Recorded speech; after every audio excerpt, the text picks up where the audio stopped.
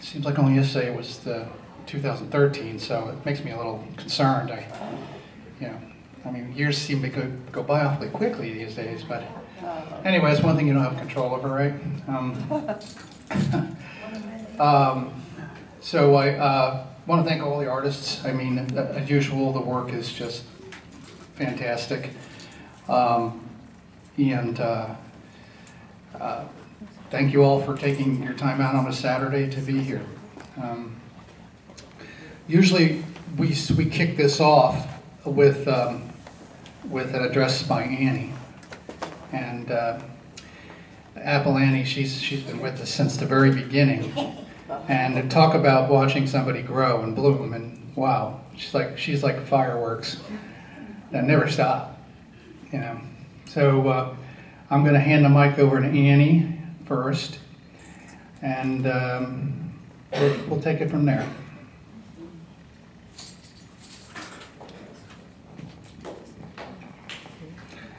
Apple Annie Acuri.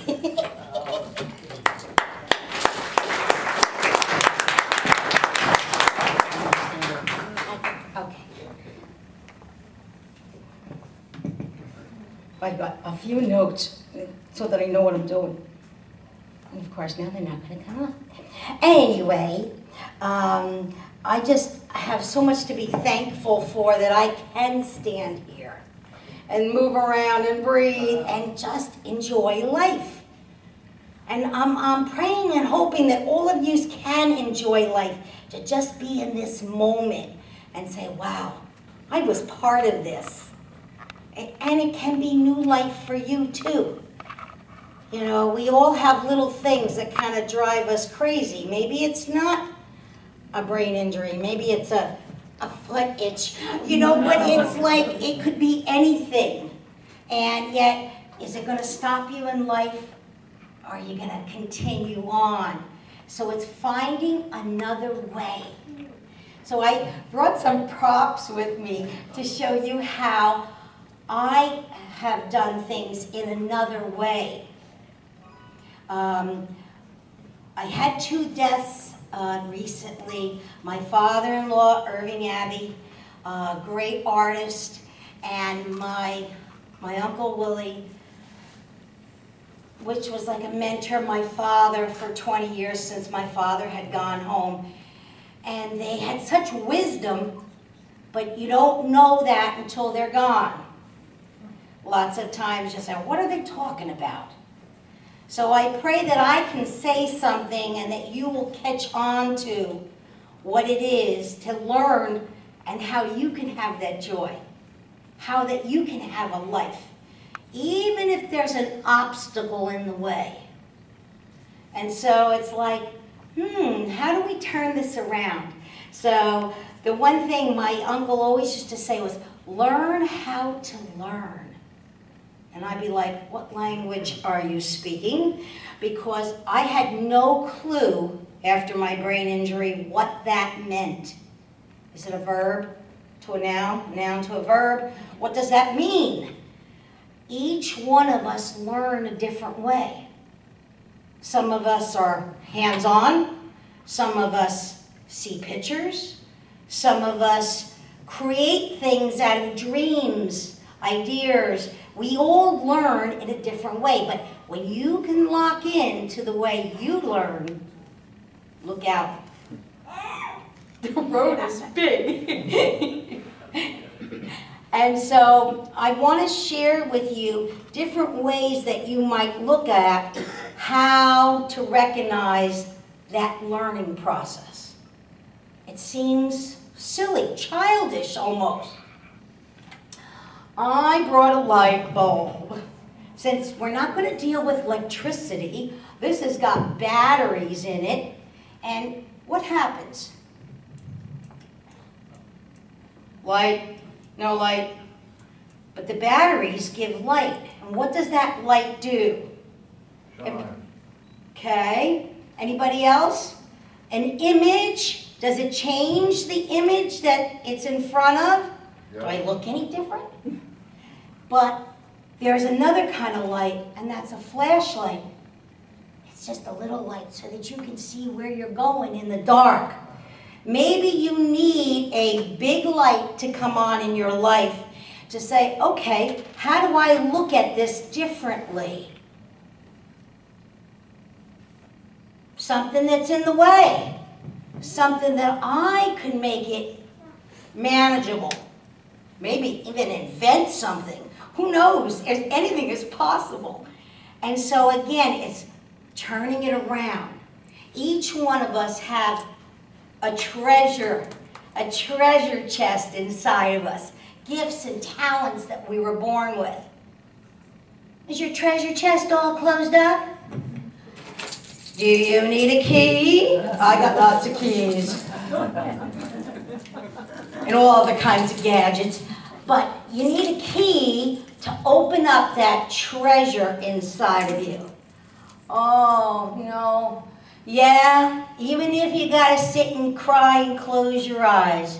Even if you're laying in a bed and you can't move and you're wondering what's happening to you. Or maybe you're just figuring out how to do the simple things in life, like take a toothbrush and put it in your mouth and brush your teeth. That was a very frightening experience for me to learn at 50 years old. I know what it is, but I don't know what to do with it. And the nurse had to take me and show me how to brush my teeth again. Okay, this is a new way to do this, but I'm learning. And then it makes new inroads in the brain. They claim those are the most important things. Is that road is blocked? Take a new road. What do you do when you're in traffic?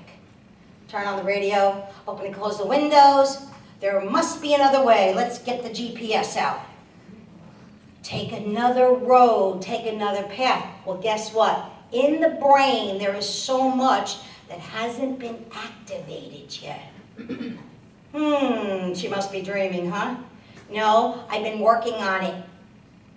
Because my mother suffered with Alzheimer's. And now I've had a brain injury. And they already pre-labeled what possibly might happen to me. No way. I'm going to fight it all the way because I'm going to make new roads. You all can make new roads. You've got talents, you've got gifts. Get those keys out and unlock that gift inside you. The sound and vibration. When I paint, I put on music.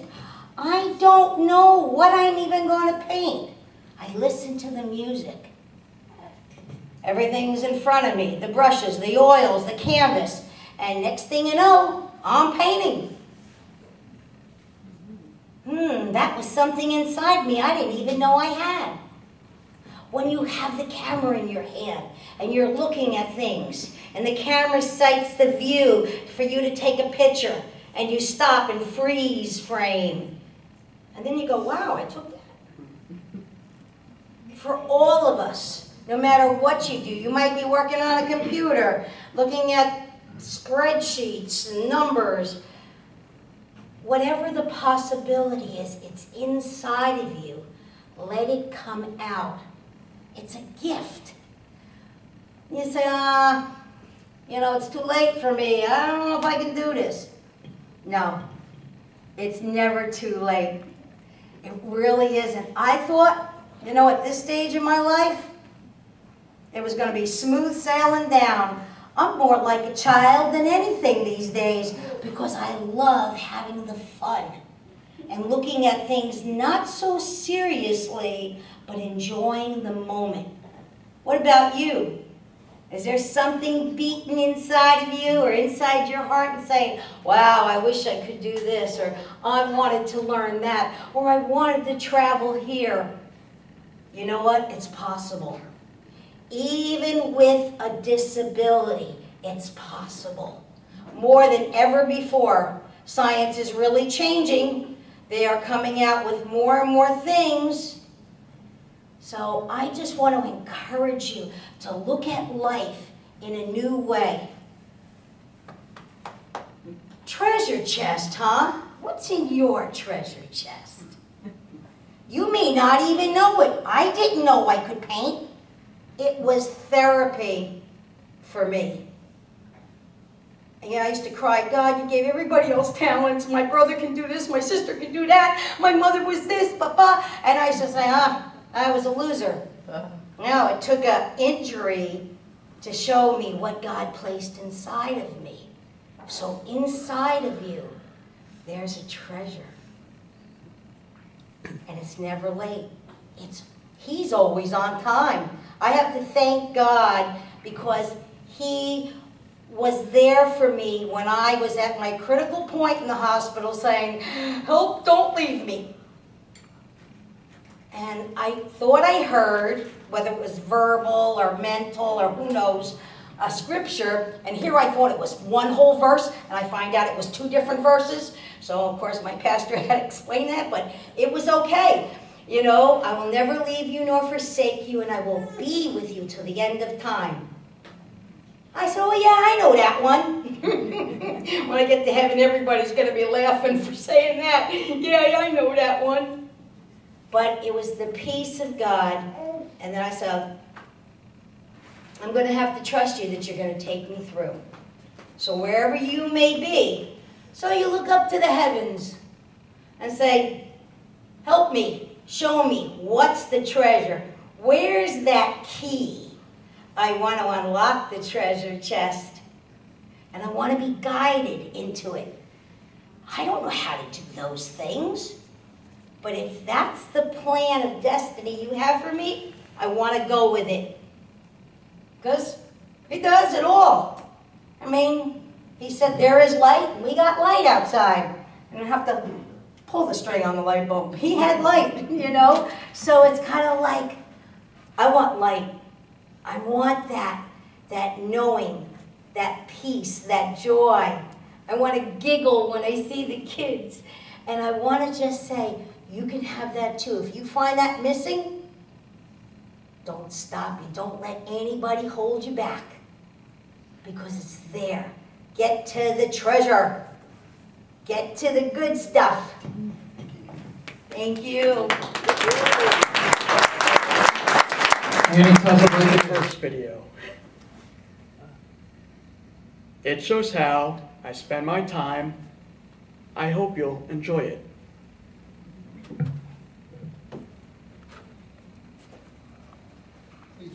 Please do. Loading, that's good.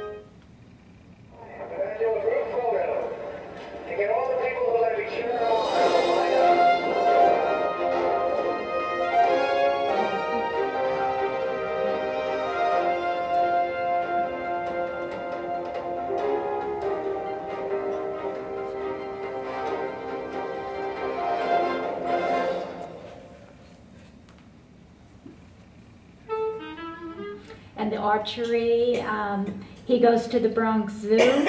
He likes that very much, so those animals were mostly there. The 2 children were his twins. They're 10 years old now. Oh, nice. And they had the parrots on the head and everything. Okay. So it was at many places. Any other questions? Thank you. Oh, My God! Yay! You answer everything. How long did it take you to make the video, Ed? One? One day? No. 1 year. Yes, I think so. No, not that long. No. Yes? DB, it's It's over a year's time. You got the various pictures. Oh. Sorry. 1 minute. Yeah, the pictures were taken probably over a year, but the actual putting of them together, Oh, maybe yes. a week or so. That's, sorry, thank you, sorry. May I ask? Yes. Ed, I understand you're going to be in a play very soon. No, Is it called Grease? yes. Because Because Grease is the word? Let me introduce you to Danny Zuko. Danny, can you say a few words from Greece? hey, forget not. I was at the beach. I met this chick. She was so cool.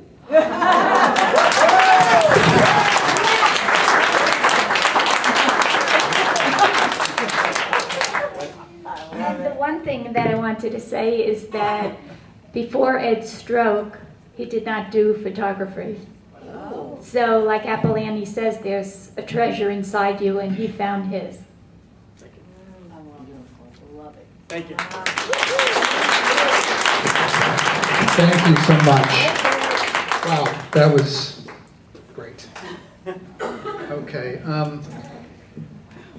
Donna Fitzpatrick, you are next. Donna was featured in an article in the Courier News this week. There's a copy on the wall in there. They actually did a front page, took all the bad stuff off the front page, and they put a whole big story about this show. Remarkable, really. And Donna was interviewed. The interviewer said she was delightful, quote, end quote. And I'm going to just hand the microphone over. Donna's just not going to be happy with me. I'm going to give you some space over here, okay? Let's do this. However you want to do it.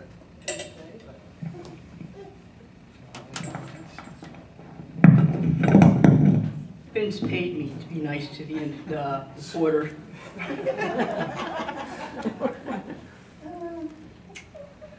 Well, I had my injury 20 years ago due to a concussion right before outpatient knee surgery. And in between, I had a blood infection and I died. Took me 8 years to relearn the English language. Doctor at Wellkind, Kessler, informed my sister I wouldn't amount to anything and put me in a nursing home. And my sister disagreed, and I'm one of those stubborn, determined people. Last year, I graduated Sussex County Community College with a 3.95.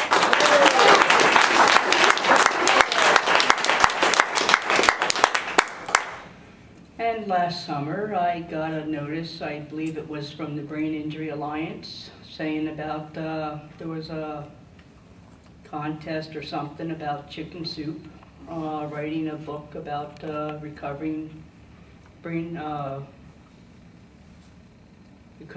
injuries or recovering from traumatic brain injuries. And you were allowed to submit 2 articles. So I did. And one of them was graduating from my college. And over the spring, I got a notice that I was a finalist. And then I received notice that both of my applications or stories were finalists and written in the book here. So,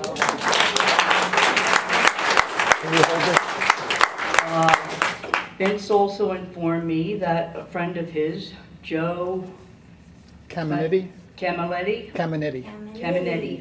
is also featured in here. Yes. You're in here. Yes. I emailed you.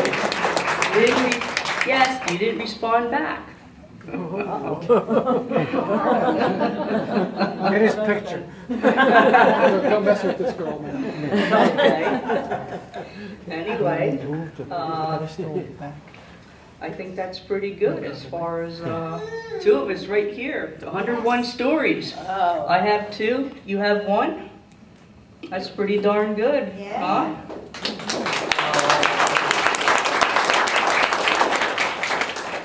Well, I'm selling this book out there right before you go into the art gallery. It's $15. I have a limit of 40. I emailed you, Joe, because I wanted to give you an offer as far as to sign books with me. No profit, just for signatures as far as to sign if you want. Offer still stands if you want. Okay. Oh, hey, sign your name, you know, you never know who might get the book. For your friends, I didn't, you know. So, anyway, I've come a long way considering couldn't really talk. The speech therapist at Kessler kept saying, "What color's the grass?" And when I went down there, it was right before winter or fall. I kept trying to tell her brown, you know, and she's saying, "No, it's green," and getting out of my wheelchair, trying to point outside, you know, look outside. And she looked, "Oh, you don't understand abstract." I'm thinking, abstract? You asked me what color the grass is. What the heck's abstract got to do with it? So, when I first wrote my story about graduating from college, you had a limit of, 1,100, 1,200 words. Did my word count, it was 4,000. I'm like, wow, I've got to cut this thing like, 3/4 down. Anyway, I'm proud as far as how far I've come over the last 20 years. I'm walking, I'm talking, and I know a lot of you are proud as far as how far you've come, and I know a lot of us can make more progress. And I'm very happy as far as Vince putting on this Creativity Art Expo every year.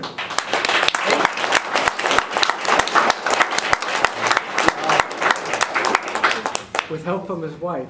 Yes, yes. Glad she hasn't divorced him yet. And the dog. Anyway, thank everybody for being here today.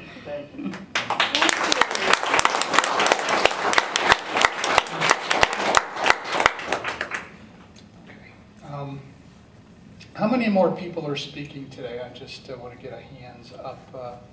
1, 2, okay. Carl, you go, and then Sonia. Last year was like 8 minutes on the story, so I'll run through that quickly. My head injury occurred right before my 8th birthday. I was fortunate enough that right before then, right around then, is when your brain starts to mold itself, get rid of a lot of different things it doesn't use. And so, I don't know, mine was a little slow and I was able to get a pretty good physical recovery. But I was hit by a commercial truck. And can everybody hear that? Okay. And as such, was on their car insurance, whatever, health insurance. So the best doctors I needed. But I tell you what, as we've all experienced, they all make mistakes, whether it's ignorance or anything else. So I was mistreated, misdiagnosed, got an accurate diagnosis when I was 29. So 21 years of just crawling through life. I had written poetry beforehand, but it was all relationship stuff. And then I fell into a massive depression after that accurate diagnosis when they said, "Oh, you only need to take these 2 pills, and had you been given these at any time from the day after," basically, not the day, but like a year after, when your brain sort of calms down, everything would have been fine. Everything, you would have been exactly what you needed to be. So that I couldn't handle. And then just exploded with poetry during a time when I was just dying, frankly. Were it not for my parents, the therapist, my few good friends, therapy 3 times a week, all these other things, I wouldn't be standing here. Mostly my family. But, so 2010, I went to the Now Brain Injury Alliance yearly conference, and one of the things was by Vince talking about this event and creativity, and had some people there who were playing guitar and stuff, and it was really interesting to me. And during the video, I don't know, I just started scribbling out, feeling it was a whole room like this of all of us. And then just all the talent, stuff like that, a lot that comes after your head injury for those who had it, you know, mine was so young, at an age where you could compare yourself more so. Which I know when I got the correct medication, I know how I changed, and the poetry continued, but I've written, well, I've gotten around to publishing it, I think I'm one of those people, but several different writings and stuff. But so I was watching the video and I just scribbled this out. All of us, called Many Brains, Many Hearts. Many brains, many hearts, many lost souls have found a friend. So many strengths, so many talents, so many paths to walk. None lead us back, but many lead us forward, and that is where we want to be. Strength of self has carried the burden and shouldered us along. But now is the time to ask for help, time to accept the outstretched hand, which may have been there all along. No longer misfits, no longer disfigured, cast out of the tribe. We have founded our own, and pride is the only rule.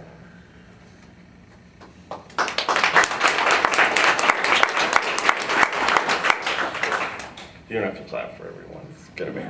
It's gonna make me more nervous. I was at the Disability Pride Parade. I didn't know there was one, so I don't know how many people know it's yearly. It's in October. I had to go for the organization I work for. And it's like it was a very short march, and then a gathering for a couple of hours where there was a lot of talent. My friend Lindsay, who was in a wheelchair, did this magnificent dance. She runs a dance class, does things that just, you know, you're embarrassed that you don't do any of them. She surfs, she does all this stuff. But her and a partner who didn't have a disability did this really nice dance. That was one of the things. People played some music, if I recall. And it just struck me like what, you know, we still have inside of us. Actually, I'll skip that one, so don't think it's very good. This one, the invisible disability, as they call TBI, says, you know, there's no wheelchair, there's no crutches, there's no nothing, not to at all put anything on anyone else's disability. Every single one of them, and a lot are really difficult in different situations. But the invisible disability, where they don't really see it, really know it, like say in my case, people really don't have any idea. But there are so many things that are difficult for us. So, invisible disability. I am disabled. My world is not like yours, and there is no adaptive technology for my brain. My mind dances, my mind moves, my mind stalls, my mind stares, my mind distracts, my mind delays. Still, my mind inspires. My brain is not like yours. My brain is different. TBI, traumatic brain injury, total brain injury. It affects who I am, but it is not who I am. People don't stare at me, but they wonder why I made that misstep. They do stare at that. Mistakes, miscalculations, misspoken moments. Those plague my days, haunt my nights. TBI affects the me and everything in me.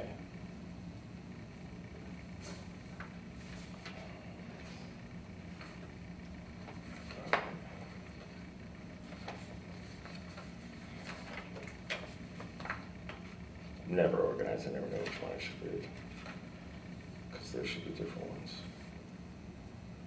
The medicine I was put on was Lamictal, because my head injury, where the consequence was sort of in the bipolar seizure sort of area. The other one was antidepressant, Wellbutrin. Oh, when I went to the center, what threw me into that hole was, they read the papers before they gave me the scan.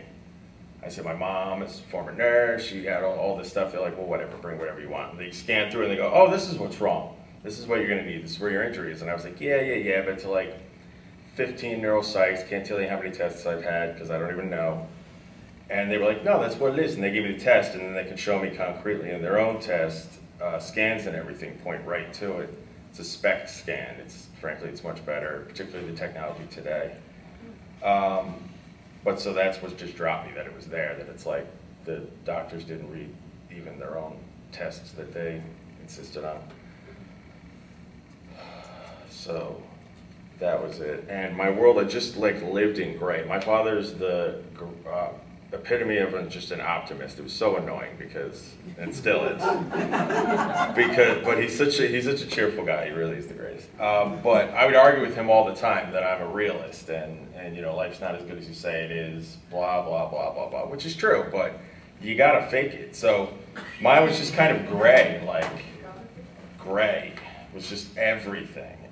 So my world was darkness, cold and cruel, black and white. The spinning world just spun me tight, handcuffing me inside of myself. No sun shone upon my face, nor in truth upon my world. Black mixed with white and gray was all that I was left to see. And then after I started the antidepressant,